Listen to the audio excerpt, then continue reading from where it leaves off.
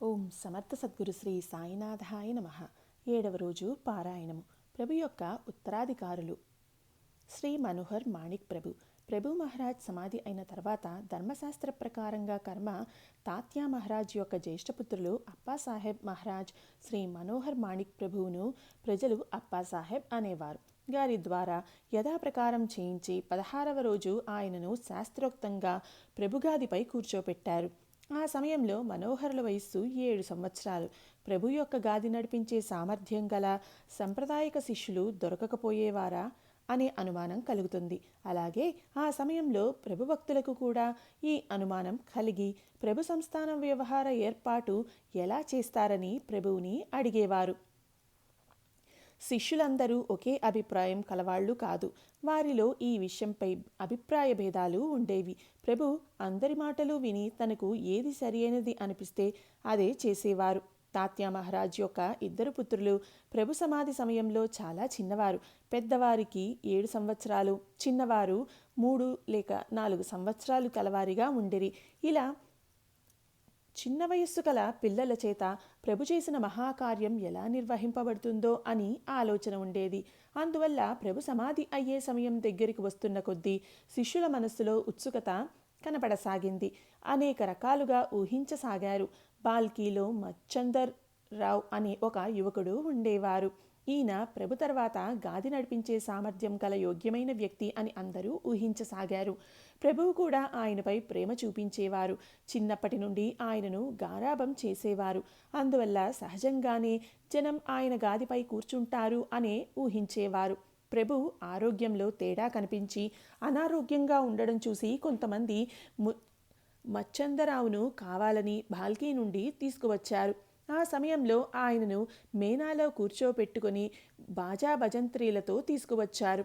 మచ్చందర్ రావు కోసం ఒక గాది చేయించారు. ప్రభు సన్నిధికి తీసుకువచ్చిన తర్వాత ఆయనను ఆ గాదిపై కూర్చోపెట్టారు.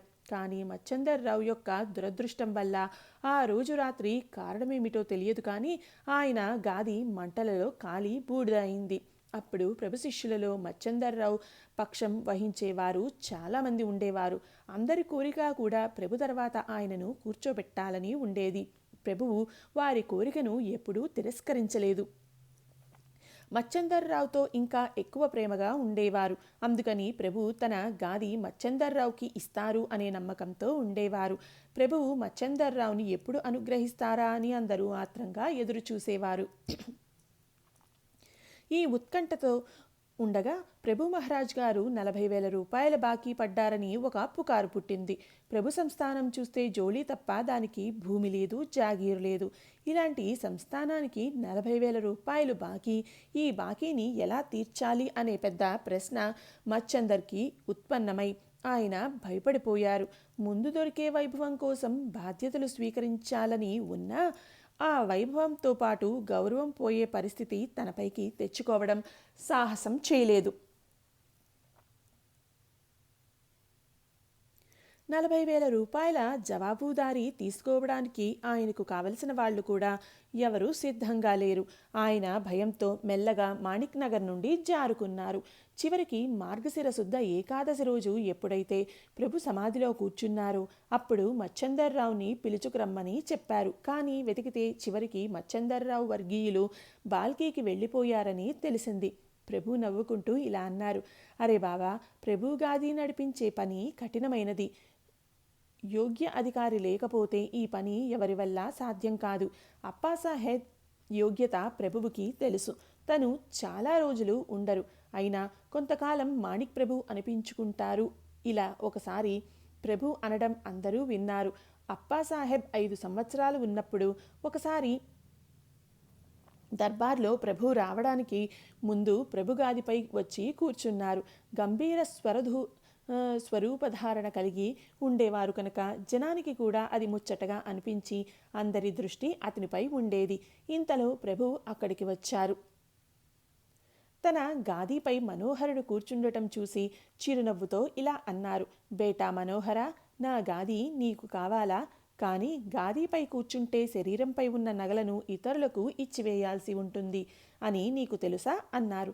అది వినగానే ఆ 7 సంవత్సరాల బాలుడు అత్యంత ధీరోదాత్తతతో వెంటనే ఇలా సమాధానం ఇచ్చాడు.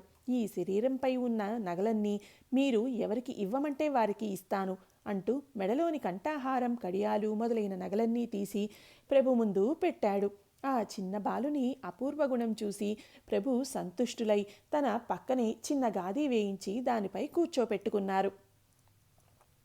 తన తర్వాత సంస్థానం యొక్క పెద్దరికాన్ని, ప్రభు పరంపరను నడిపించే సామర్థ్యం తాత్యా మహారాజ్ పుత్రులు మనోహరులు చిన్న వయస్కులైన అత్యంత సమర్థులని ప్రభు మహారాజుల వారికి పూర్తి నమ్మకం ఉండేది అనడంలో ఆవగించంతైన సంశయం కూడా లేదు.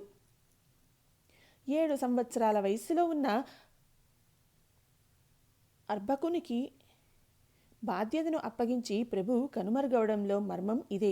పూర్తి వైభవంతో వేగంగా నడిచే ఈ సంస్థాన రూపంలో ఉన్న పడవను కీర్తి సాగరంపైకి తీసుకువచ్చి వదిలి సూత్రధారి అదృశ్యమయ్యారు. కానీ ఆ పడవను ఒక 7 సంవత్సరాల బాలుడు చాలా చాతుర్యంతో ఒడ్డుకు అదే రూపంలో తీసుకువచ్చి విడిచిపెట్టారు. ఇది అద్భుతమైన చమత్కారం కదా. గాదిపై కూర్చున్న తర్వాత మనోహర ప్రభువుకు సంస్థానం 40,000 రూపాయలు బాకీ ఉన్న విషయం తెలిసి ఎవరెవరికి ఎంత ఇవ్వాల్సి ఉందో చిట్టా తయారు చేసి వారిని పిలిపించాలని పప్పాచార్యులకు చెప్పారు. దగ్గర నయా పైసా లేకున్నా షావుకారులను మహారాజుల వారు తమ వద్దకు పిలవమని ఆజ్ఞాపించారని అందరికీ ఆశ్చర్యమైంది. కానీ మహారాజుల వారి ఆజ్ఞను ధిక్కరించక బప్పాచార్యుల వారు అందరికీ లేఖ రాశారు. పత్రం ఆధారంగా అందరూ క్రమంగా రాసాగారు. కళ్యాణ్కి చెందిన కిషన్గిరి అనే ఒక గోసాయి ఉండెను. ఆయనకు 10,000 రూపాయలు ఇవ్వాల్సి ఉండెను. వారితో మీకు ఎంత ఇవ్వాల్సి ఉంది అని అడిగితే, మహారాజా, ప్రభువుకి అప్పు ఇవ్వడానికి నాకు యోగ్యత ఎక్కడిది? ఇంకా నాకే ప్రభు కృపతో లక్షల రూపాయలు లాభం వచ్చింది. మా దగ్గర డబ్బు ఉన్నా మా చేతుల నుండి దాన ధర్మాలు చేయలేము. ప్రభువు వద్దకు ధనం వెళ్తే దాన ధర్మాలు అవుతాయి అని నేనే ఇచ్చాను. అది మీరు తిరిగి ఇవ్వాలని నాకు ఆశ కూడా లేదు. దాని గురించి మీరు ఎలాంటి ఆలోచన చేయనక్కర్లేదు అన్నారు. తర్వాత ఆ గోసాయికి మహారాజుల వారు సన్మానం చేసి ఆదరించి ఇతర షావుకారుల లెక్కలు తెలుసుకొని వారికి డబ్బులు ఇవ్వాల్సిందిగా చెప్పారు. వారందరినీ అడిగి తెలుసుకొని అందరి లెక్కలు వేసి ఉంచారు. ఇది పూర్తయి ఎవరికి ఎంత ఇవ్వాల్సిందో నిర్ణయం అయిన తర్వాత హైదరాబాద్ నుండి అకస్మాత్తుగా విఠలరావు తాలూకాదారు ఒక బండి నిండుగా ధనాన్ని తీసుకుని వచ్చి మహారాజ్కి సమర్పించారు. తర్వాత బాకీ ఉన్న షావుకారులందరికీ వారి లెక్క ప్రకారం ధనం ఇచ్చి అందరికీ ప్రసాదం ఇచ్చి పంపించారు. ఆ సమయంలో బప్పాచార్యుల వారు ముఖ్య బాధ్యతలు వహించేవారు. ఆయన చిన్న వయస్సులో ఉన్న మనోహర మహారాజు యొక్క ఈ అద్భుత కార్యకుశలతకు ఆశ్చర్యచకితులు అయిరి. మనోహర మహారాజు గారి కార్యభారం కేవలం 12 సంవత్సరాలు నడిచింది. చిన్న వయస్సులోనే అత్యంత మహత్వపూర్ణమైన కార్యకుశలత చూపించారు. ఈయనకు సంస్కృత భాషలో మంచి ప్రావీణ్యం ఉండేది. సాంప్రదాయ పూజా పద్ధతి ఈయనే తయారు చేసే సంప్రదాయానికి ఒక స్వరూపం తీసుకువచ్చారు. ప్రభు సమాధిపై సుందర దేవాలయాన్ని ఈయన తన కార్యభారంలో నిర్మింపచేశారు.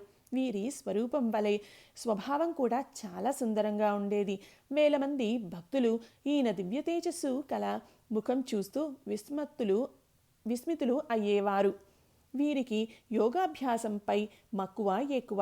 అన్ని వ్యవహారాలు యథాప్రకారం నియమిత వేళలో జరగాలని అనేవారు. వీరి భాషణ మృదువై వినోదంతో కూడి ఉండేది. వీరు కోపగించడం ఎవరూ ఎప్పుడూ చూడలేదు. ఈయన ఆహారం సాత్వికంగా ఉండేది. విద్వాంసులపై చాలా ప్రేమ చూపేవారు. అలాగే యోగ్యులైన విద్వాంసులకు కానుకలు, వస్త్రాలు ఇచ్చి సంతృప్తులను చేసేవారు. వీరు రాసిన చాలా పద్యాలు ముద్రించబడ్డాయి. ఈయన పద్య రూపంలో ప్రభుచరిత్ర వ్రాసారు, కానీ అది పూర్తవలేదు. వీరికి మాతృభక్తి ఎక్కువ. తన జ్యేష్ఠ సోదరిపై కనిష్ట సోదరుడి అయిన ఖండేరావుపై అమితమైన ప్రేమ ఉండేది. వీరు చివరి వరకు కఠిన బ్రహ్మచర్యాన్ని పాటించారు. ఈయన ఔదార్య గుణాన్ని ఇప్పటికీ ప్రజలు గానం చేస్తారు. ఈయనకు ఒకసారి అస్వస్థత కలిగింది. ఆ సమయంలో హైదరాబాద్కి చెందిన లోకా బాపు అనే వైద్యులు వీరి దర్శనానికి వచ్చారు. ఆయన చాలా శ్రమతో మహారాజుల వారికి ఔషధాలు ఇచ్చి నయం చేశారు. మహారాజుల వారు సంతుష్టులై లోకాబాపుకి నాణ్యమైన వస్త్రాలు, చాలా ద్రవ్యం ఇచ్చి ఇంటికి వెళ్ళడానికి ప్రసాదం ఇచ్చారు. మహారాజుల వారి మెడలో ప్రభు ఇచ్చిన ఏకాముఖి రుద్రాక్ష తనకు కావాలని ఆయనకు కోరికగా ఉండేది. కానీ బిడియంతో అడగలేకపోయారు. ఏకముఖి రుద్రాక్ష ప్రభు యొక్క ప్రసాదం అయి ఉండడం వల్ల ఎవరికీ ఇవ్వవద్దని అందరూ చెప్పి ఉండిరి. కానీ లోకాబాపుకి ఆ రుద్రాక్షపై కోరిక ఉండడం చూసి ఏదైనా కారణంతో వారికి అది అందించాలని సంఘం వరకు మహారాజు గారు స్వయంగా వెళ్ళి లోకాబాపు గారిని ఒక పక్కకు పిలిచి తన మెడలోని ఏకముఖి రుద్రాక్ష తీసి వారికి ఇచ్చారు. ఇతరుల అంతరంగాన్ని గ్రహించే ఈ సామర్థ్యం చూసి లోకాబాపు ఆశ్చర్యచకితులై తనకు కావలసిన వస్తువు దొరికింది అన్న ఆనందంతో మహారాజుల వారికి సాష్టాంగ నమస్కారం చేశారు. మనోహర మహారాజ్ యొక్క ఔదార్య విషయంలో ఇలా అసంఖ్యాకమైన విషయాలు, కథలు వినిపిస్తాయి. సంస్థానం యొక్క పూర్తి భారం అత్యంత దక్షతతో నడిపి ప్రభు కీర్తిని ఇనుమడింపచేశారు. ప్రభు ప్రారంభించిన ఉత్సవాలు యథాప్రకారం నడిపిస్తూ ప్రభునామం ప్రజలు మరవకుండా చేశారు. ప్రభులాగే భక్తులు ఈయనకు కూడా పూజ చేయసాగారు. ప్రభు సామర్థ్యం వీరిలో కనిపించి ఎవరికీ ప్రభు వియోగం గుర్తుకు రాలేదు. మహారాజు వివాహం చేసుకోవాలని మాతృశ్రీ విఠాబాయి అమ్మకు కోరికగా ఉండేది. వీరిని ప్రేమించే భక్తమండలికి కూడా ఈ విషయం నచ్చింది. కానీ మహారాజుల వారికి ఈ విషయం చెప్పే ధైర్యం ఎవరికీ లేదు. అక్క ముక్తాబాయి యొక్క వివాహం వైభవంగా చేయించారు. యుక్త వయస్కులో ఉన్న తన గురుపుత్రుడు కేశవ దీక్షిత్తో ముక్తాబాయిని సాలంకృత కన్యాదానం చేసి తర్వాత వారి జీవనభారం తానే వహించారు. శక సంవత్సరం 1795 జ్యేష్ఠమాసంలో మహారాజుల వారి వయస్సు 15 సంవత్సరాలు ఉన్నప్పుడు వివాహ ఏర్పాట్లు పెద్ద ఎత్తున జరుగుసాగాయి. పెళ్లికి కావలసిన వస్తువులన్నీ సమకూరాయి. పెళ్లి మండపాలతో మాణిక్ నగర్ శోభాయమానం అయింది. వివాహం ఎవరిదో ఎవరికీ తెలియదు. కొందరు మహారాజు స్వయంగా తామే వివాహం చేసుకుంటున్నారని ఊహించసాగారు. ఈ విషయం అందరికీ ఆనందం కలిగించినా కన్య ఎవరో ఎవరికీ తెలియలేదు. ఏర్పాట్లు జరిగిన ముహూర్తం నిర్ణయించబడింది. కానీ పెళ్లి కొడుకు పెళ్లి కూతురు ఎవరో తెలియలేదు. అందరూ సంశయంలో పడ్డారు. చివరికి మాతృశ్రీ మహారాజ్ను ఈ విషయం గురించి అడిగారు. మనోహరులు వివాహం చేసుకుని గృహస్థాశ్రమం స్వీకరించాలని ఆమెకు కోరికగా ఉండడం వల్ల పెళ్లి ఏర్పాట్లు చేయసాగారు. కానీ మహారాజు గారు తాను వివాహం చేసుకోవడం లేదని, ఖండీ వివాహం చేస్తున్నానని మాతృశ్రీకి చెప్పారు. అప్పుడు మాతృశ్రీకి ఇది నచ్చలేదు. కానీ వారు సముదాయించి చెప్పిన తర్వాత ఖండీదైతే ఏంటి, వివాహం కావడం ఆనందించాల్సిన విషయం, కన్య ఎవరు అని మాతృశ్రీ అడిగితే మహారాజుల వారు బప్పాచార్యుల కూతురును చూసి నచ్చడం జరిగి వివాహ ముహూర్తం కూడా నిశ్చయించడం జరిగింది అని చెప్పారు. ఈ విధంగా మహారాజుల వారు తమ కనిష్ట సోదరుని వివాహం వైభవంగా చేశారు. ప్రభువంశం విస్తరించడానికి మార్గం సుగమమైందని అందరికీ ఆనందం కలిగింది. మహారాజు తన కనిష్ట సోదరుని అన్ని బాధ్యతలు తీర్చడానికి ఏమాత్రం వెనుకాడలేదు. వారి శిక్షణకు అనువైన ఏర్పాట్లు చేశారు. వివాహ సమయంలో ఖండేరావు మహారాజు వయస్సు 12 సంవత్సరాలు. వివాహం తర్వాత 3 సంవత్సరాలు శిక్షణ సక్రమంగా జరిగి వివిధ విద్యలలో మరియు కళలలో ప్రగతి సాధించారు. మనోహర మహారాజుల వారికి సోదరుని సామర్థ్యం ఏ విధంగా ఉండాలి అనుకున్నారో అలాగే ఉందని అనుకుని తన తర్వాత ప్రభుగాది నడిపించి సంస్థానానికి కీర్తిని తీసుకురావడానికి ఖండి అన్ని విధాలుగా సరైన వారని వారు ముందే నిశ్చయించుకున్నారు. మహారాజుల వారు యోగాభ్యాసంలో ఆసక్తి ఉండి పరమయోగి అయి ఉండిరి. ప్రభు సమాధి యొక్క వెనుక భాగంలోని స్థలంలో భూమి లోపల ఒక గుయ్యారం, కింది భాగంలో చిన్న గది తయారు చేయించాల్సిందిగా ఆజ్ఞాపించారు.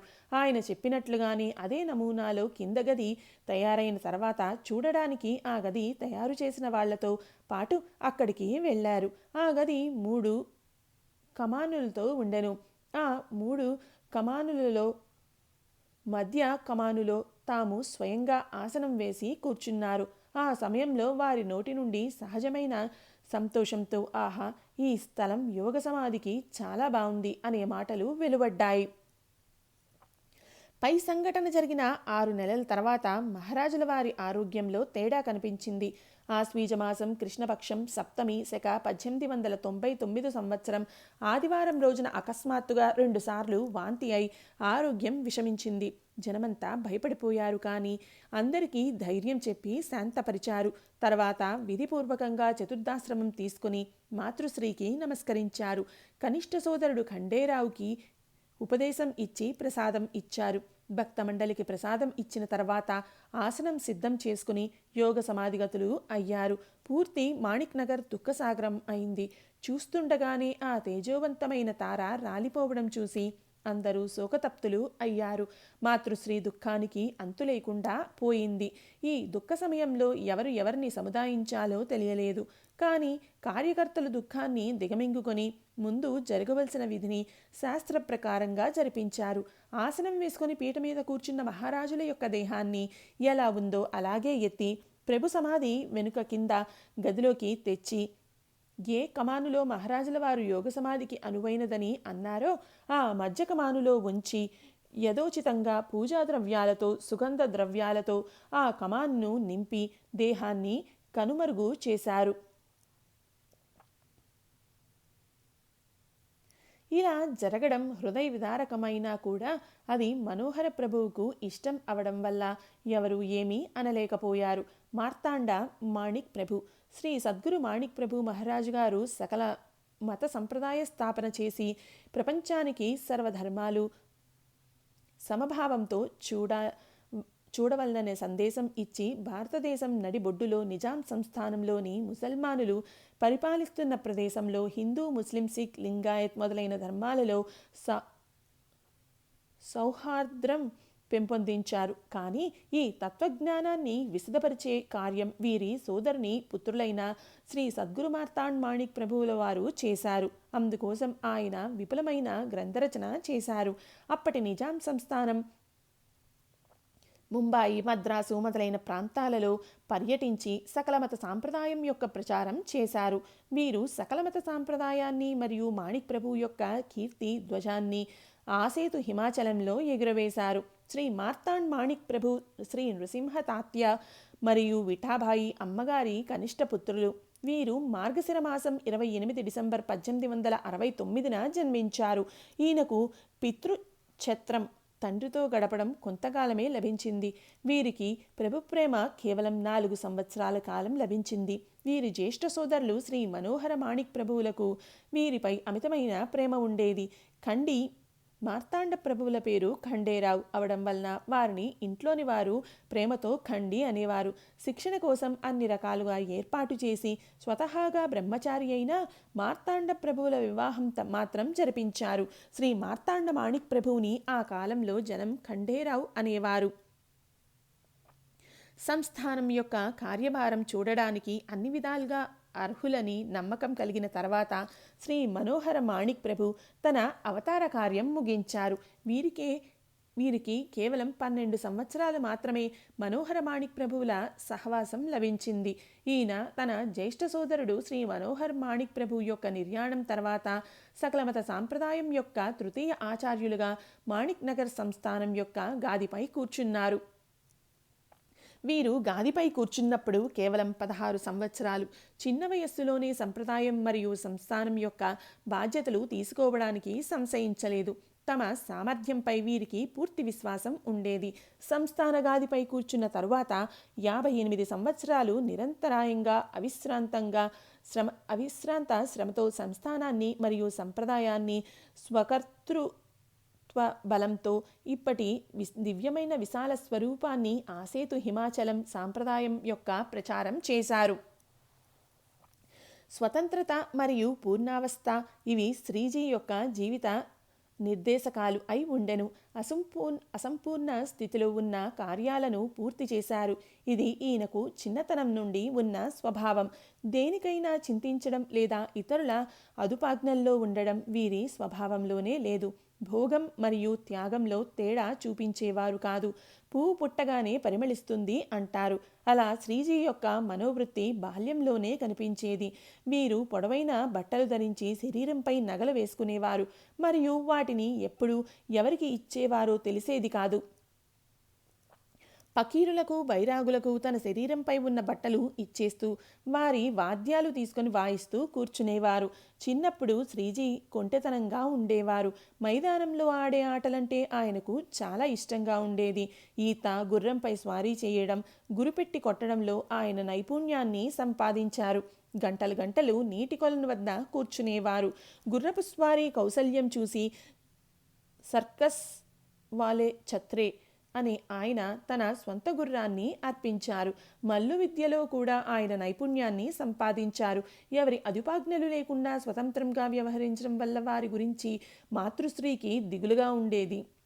మంచి మాటలతో సముదాయించేవారు. అందుకని శ్రీజీ రాత్రి 9 గంటలకు పరిసరాల నిశ్శబ్దం అయిన తర్వాత తన సామాగ్రితో బయటపడేవారు. రాత్రంతా మనసారా ఈత ఈది దశ దిశలా తిరిగి తెల్లవారుజామున 4 గంటలకు ఇంటికి వచ్చి పడుకునేవారు.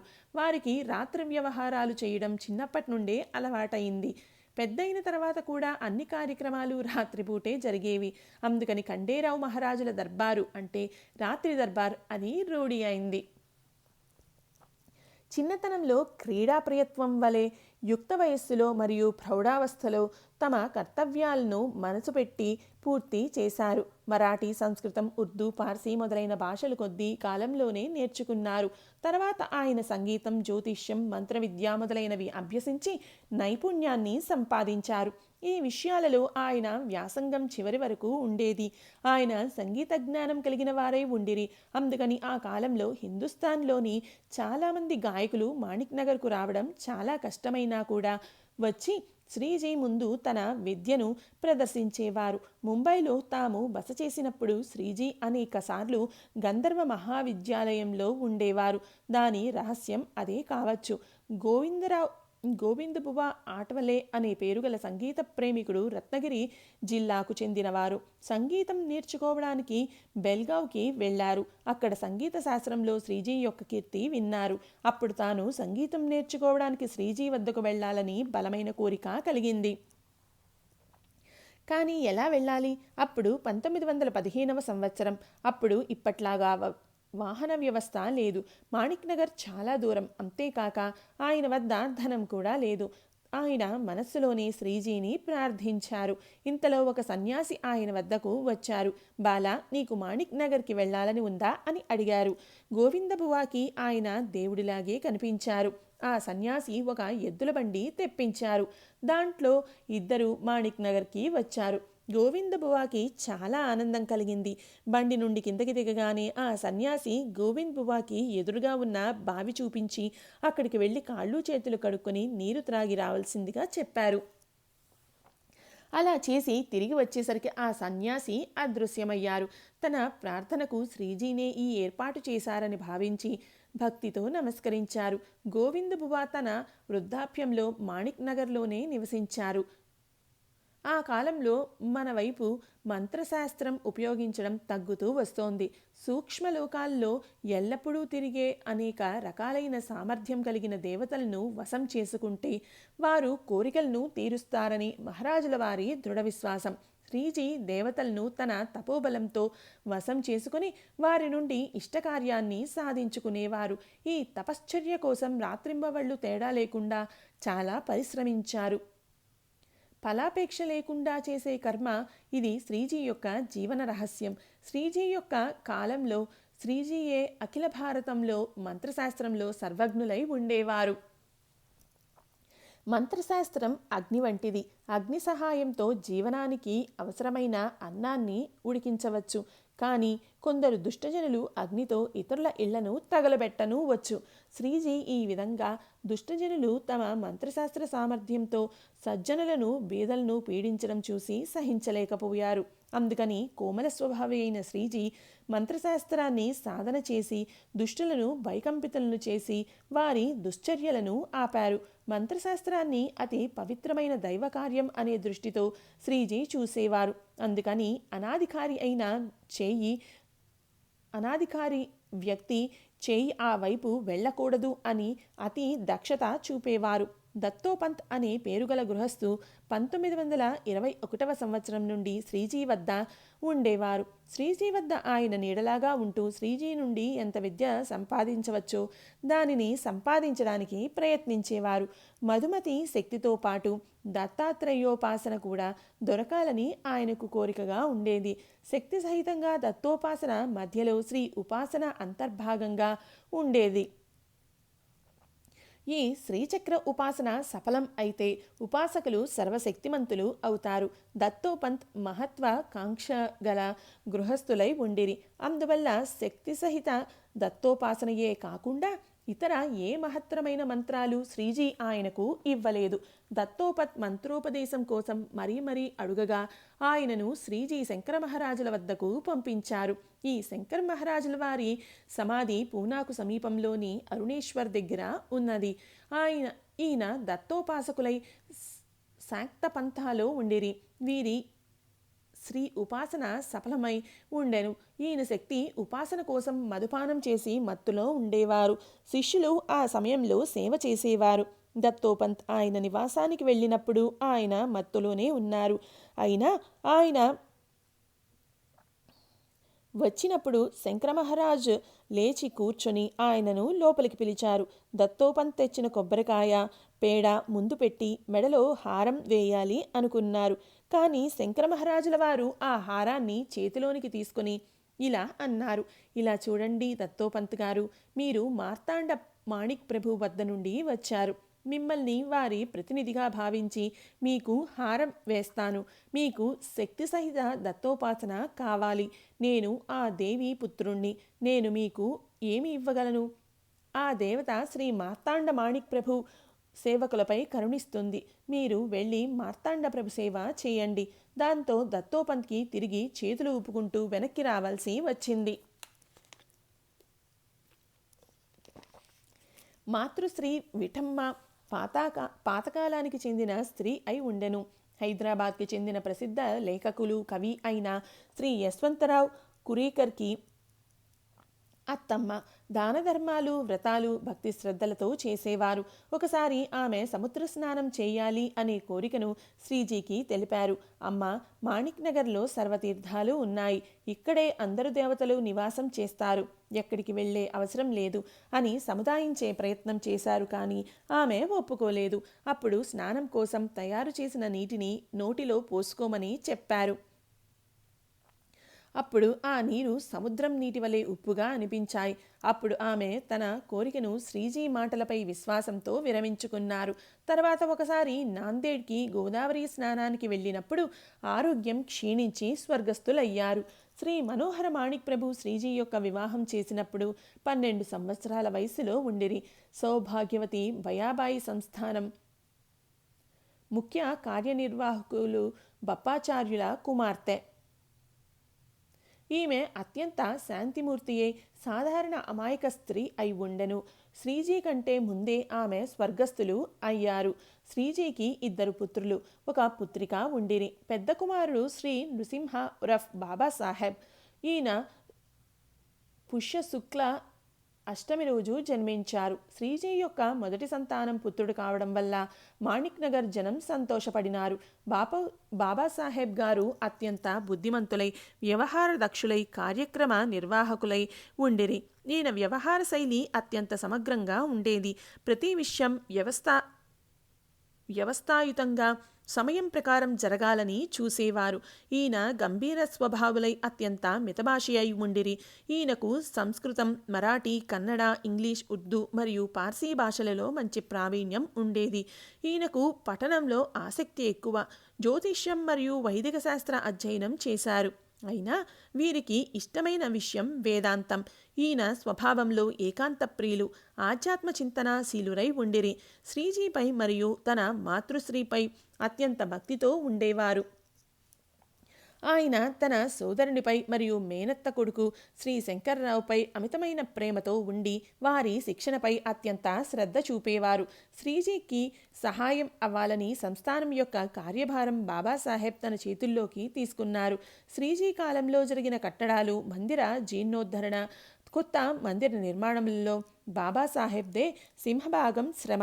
శ్రీ సద్గురు మాణిక్ ప్రభు మరియు సంస్థానం వీటి వాంగ్మయ సంశోధన, పరిశీలన మరియు ప్రచురింపచేసే కార్యం ఈయన ప్రారంభించారు. సహజంగా ఉండి ఉన్నత రీతిలో ఆలోచన చేయడంలో బాబాసాహెబ్ మూర్తీభవించిన ఉదాహరణ. ఈయన సాధారణంగా ఉంటూ బద్ధకాన్ని వ్యతిరేకించేవారు. తన చివరి సమయంలో జలోదరంతో బాధపడుతూ మందులు తీసుకునేవారు. కానీ ప్రభు యొక్క భస్మం, తీర్థం ఎప్పుడూ తప్పలేదు.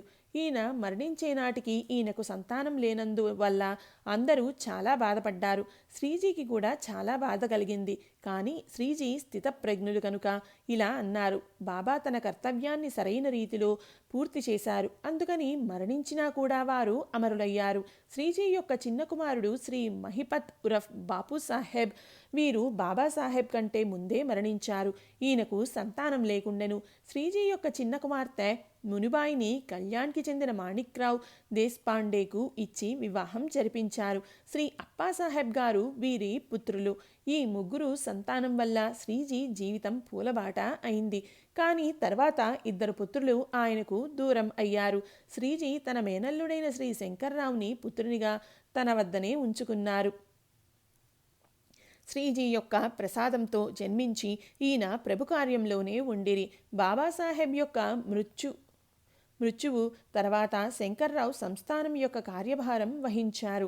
విశాల హృదయం మరియు దూరదృష్టి ఉన్న శ్రీ సద్గురు మాణిక్ ప్రభు మాణిక్ నగర్ యొక్క రమణీయ స్థలంలో విశ్వబంధుత్వం అనే పీఠంపై సకల మత సంప్రదాయం యొక్క ప్రతిష్టాపన చేశారు.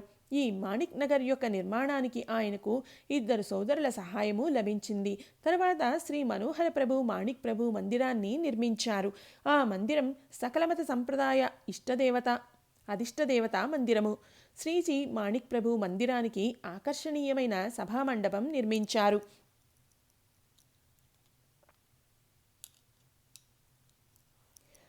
అలాగే స్వయం సామర్థ్యం మరియు బుద్ధిబలంతో, ప్రతిభ మరియు తపశ్శక్తి సహాయంతో సకల మత సాంప్రదాయ మందిరానికి భవ్య రూపం అందించారు.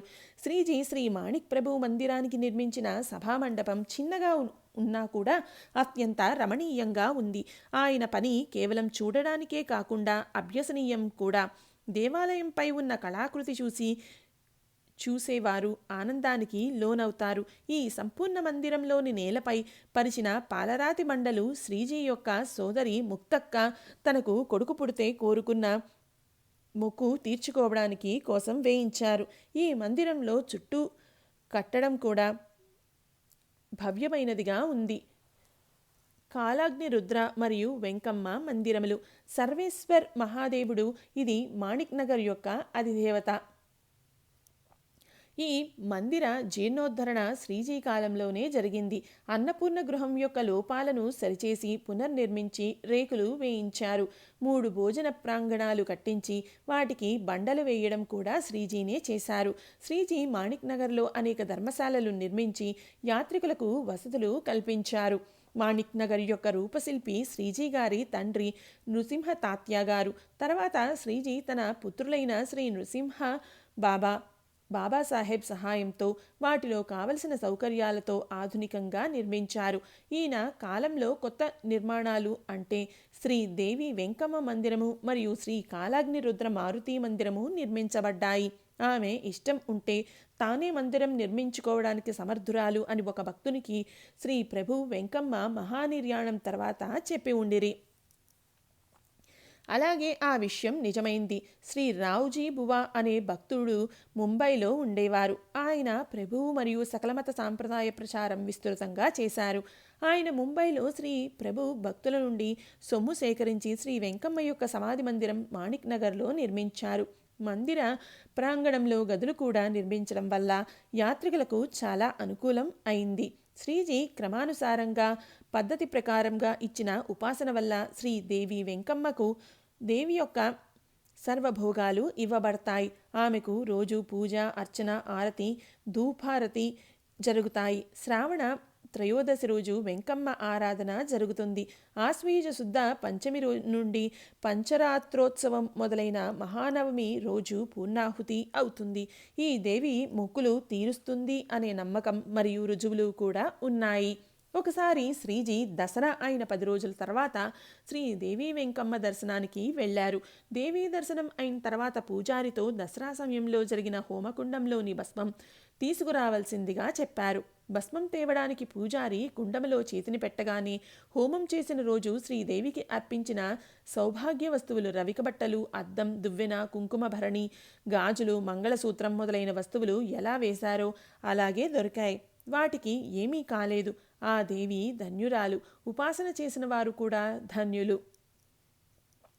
ఒకసారి శ్రీజీ తన అలవాటు ప్రకారంగా రాత్రి సమయంలో ప్రభు సమాధి మందిరంలోనికి పూజకు వెళ్లారు. పూజలో నిమగ్నం అయినప్పుడు వారికి సమాధి బయట నుండి ఒక వెలుగు పడినట్లుగా కనిపించింది. వెనుకకు తిరిగి చూడగానే ఆ వెలుగు మందిరం ముందు సంగమంలో ఉన్న శ్మశానంలో జ్వాలగా వెలుగుతున్న చితిమంటలది అని తెలిసింది. అలా చితిమండల వెలుగు ఆలయంలో పడటం నిషిద్ధం. ఆయన వెంటనే తలుపుపై ఉన్న పరదాను వేశారు. శంకర్రావును పిలిచి పరిస్థితి చూపించి దానిని ఏ విధంగానైనా నివారించవలసిందిగా చెప్పారు. తర్వాత రోజు శంకర్రావు సంస్థానం యొక్క ముఖ్య కార్యకర్త బాబాసాహెబ్ గారికి శ్రీజీ యొక్క ఆజ్ఞ తెలియచేశారు. బాబాసాహెబ్ గారు ప్రభు సమాధి ముందు నది పక్కన ఒక మందిరం నిర్మించడానికి నిశ్చయించారు. అప్పుడు శ్రీజీ బండారు ఖానాలో వెతికితే మీకు ఒక మారుతి యొక్క రాతి విగ్రహం దొరుకుతుంది. దాని ప్రతిష్టాపన ఆ మందిరం మధ్యంలో చేయండి అని అన్నారు. మందిరం నిర్మింపబడి బండారు ఖానాలోని ఆ మారుతి యొక్క రాతి విగ్రహం ప్రతిష్ఠ చేయబడింది. మాణిక్ నగర్ గ్రామంలో ప్రవేశించగానే ముందుగా కుడిచేయి వైపు మందిరం ఉంటుంది. శ్రీజీ మారుతిని స్థాపించిన రోజు ఈ కాలాగ్నిరుద్రుడు మాణిక్ క్షేత్రానికి అభిమాన రక్షకుడై ఉంటారని చెప్పారు. మాణిక క్షేత్ర అభిమాన రక్షణ దక్ష కాలాగ్ని రుద్రమారుతి స్థాపనకు శ్రీజీ స్వయంగా హాజరయ్యారు. స్థాపన సమయంలో కాలాగ్ని రుద్రుని ముందు ఒక పరదా వేయబడి ఉండెను. ఆ పరదా లోపల వైపు కాలాగ్ని రుద్రుని ముందు ఒక అద్దం కూడా పెట్టబడి ఉండెను. ఆ సమయంలో ఆ పరదా లోపల చూడడానికి ఎవరు ప్రయత్నం చేయకూడదు అని శ్రీజీ చెప్పి ఉండిరి. కానీ ఒక ఉత్సాహవంతుడైన యువకుడు కుతూహలంతో లోపలికి తలపెట్టి చూశాడు. అప్పుడు లోపలి వెలుగుతో ఆయన చూపు పోయింది. అప్పుడు అతడు శ్రీజీని శరణు వేడుకున్నాడు. శ్రీజీ వాడిని కాలాగ్ని రుద్రుడి కాళ్లపై వేసి తర్వాత వాడి కళ్ళపై తన చేతిని తిప్పారు. ఆ అమృత స్పర్శతో అతని చూపు తిరిగి వచ్చింది. పురోహితులైన శ్రీ దత్తదీక్షితుల ఖండువా పరదా లోపలికి వెళ్ళి కాలిపోసాగింది. వెంటనే చూసి లాగేసుకున్నాడు. లాగుతున్నప్పుడు పరదా తెరుచుకోవడం వల్ల జరిగే అనర్థం ఆగిపోయింది. ఆ పవిత్ర సంఘటనకు గుర్తుగా దత్తోపంత్ ఆ పంచెను దాచి ఉంచుకున్నారు. ఉత్సవములు మరియు ఇతర లీలలు. శ్రీజీ యొక్క ప్రేరణతో కొత్తగా మొదలుపెట్టిన ఉత్సవాలు వేదాంత సప్తాహం మరియు శ్రీదేవి వెంకమ్మ రాత్రోత్సవాలు. వేదాంత సప్తాహాన్ని ఇప్పుడు శ్రీజీ ఆరాధన మరియు శ్రీ శంకర్ మాణిక్ ప్రభు ఆరాధన అంతర్భాగంగా చేసి పాల్గొన మాసంలో చేయబడుతున్నది. శ్రీజీ వేదాంత సప్తాహ మహోత్సవాన్ని ఆషాఢ మాసంలో చేసేవారు. జ్ఞానమయ ఉపాసన ఈ సంప్రదాయం యొక్క ముఖ్య తత్వము. సహజంగానే ప్రత్యేక సమయంలో ప్రత్యేక స్థలంలో వేదాంతానికి అగ్రస్థానం దొరికేది. భక్తితో జ్ఞానం భాషిస్తుంది. అందుకని భక్తిని జ్ఞానంతో కలపడం అవసరం. భక్తి లేని ప్రాణి నిష్ఫలం అని ప్రభువు కూడా అనేవారు. జ్ఞానం మరియు ప్రేమ, ఉపాసన వీటి మనోహర సామ్రాజ్యం మాణిక్ నగర్లో ఈ 7 రోజుల్లో రూపుదిద్దుకొని ఉండేది.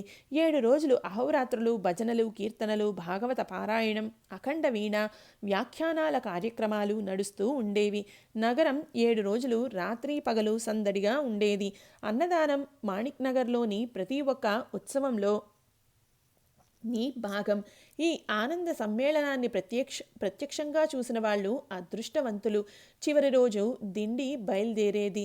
సంస్థాన హంగులతో ప్రతి దేవాలయానికి వెళ్తూ అక్కడక్కడ శ్రీజీ యొక్క పూజ ఆరతి జరిగేది. అఖండ భజన, తాళాలు, వీణ, పక్వాజ్, తబలా మొదలైన వాటి మధురధ్వనితో వాతావరణం నిండిపోయేది. శ్రీజీ యొక్క పాటలు ఎవరికీ వినడానికి దొరకవు. కానీ ఈ దిండి యొక్క 12 గంటల కార్యక్రమంలో వాళ్ళు దేహాన్ని మరిచి అఖండంగా పాడుతూ ఉండేవారు. రసికులకు, భావికులకు ఇది ఒక అపురూప అవకాశం. మీ పూర్ణకామ సచ్చిదానంద జాహాల్లో ఇలాంటి వేదాంతంపై పదములు ఎప్పుడైతే శ్రీజీ తన్మయులై పాడుతారో అప్పుడు వాతావరణం బ్రహ్మమయం అయిపోతుంది. నవరాత్రులు శ్రీదేవి వెంకమ్మ మహోత్సవం.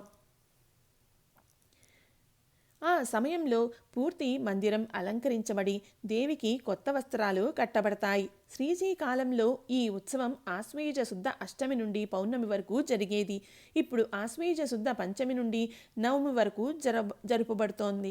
శ్రీజీ సుమారు 11 గంటల సమయంలో శ్రీ వెంకమ్మదేవి మందిరానికి వచ్చిన తర్వాత సంకల్పం చేసి పుణ్యావచనం అయిన తర్వాత పూజ ప్రారంభం అయ్యేది. పంచామృత స్నానం, మంగళాభిషేకం, నైవేద్యం, మంగళహారతి, మంత్రపుష్పం అయిన తర్వాత ప్రదోష పూజ జరిగేది. తర్వాత కుమారి పూజ, స్తోత్రపఠనం అయిన తర్వాత తీర్థప్రసాదాలు ఇచ్చేవారు. పూజ మధ్యలో మహామండపంలో భజన, సంగీత కార్యక్రమాలు జరిగేవి.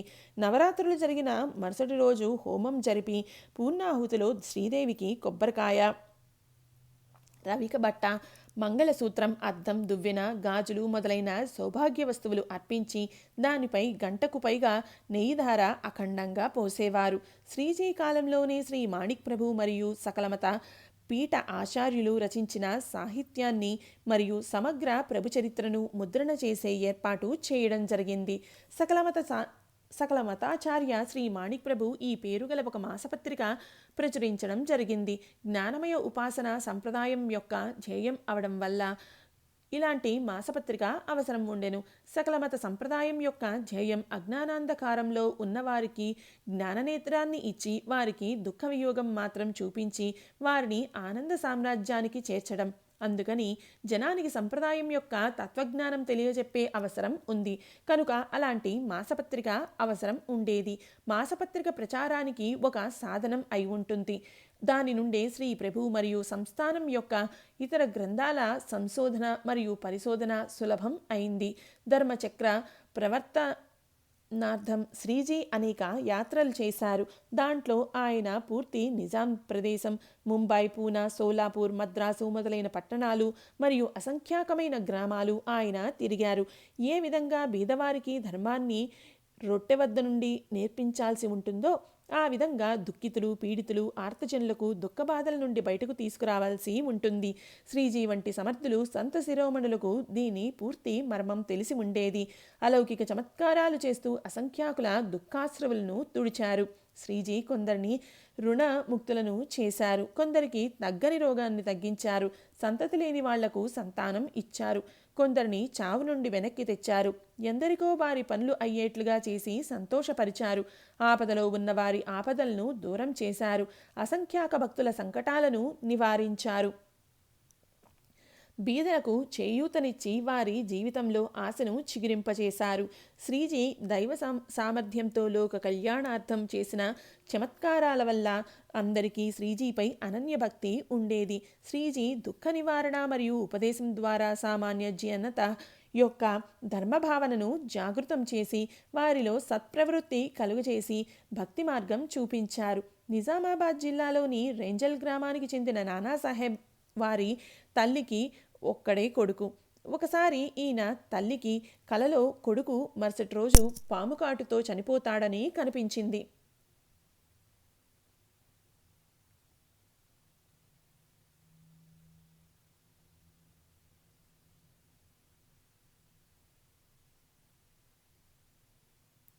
తల్లి హృదయం భయపడిపోయింది.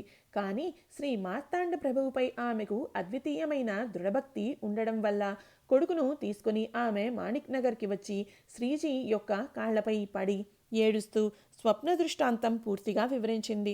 శ్రీజీ అంతర్దృష్టితో చూస్తే ఆ స్వప్న వృత్తాంతం నిజమని తెలిసింది.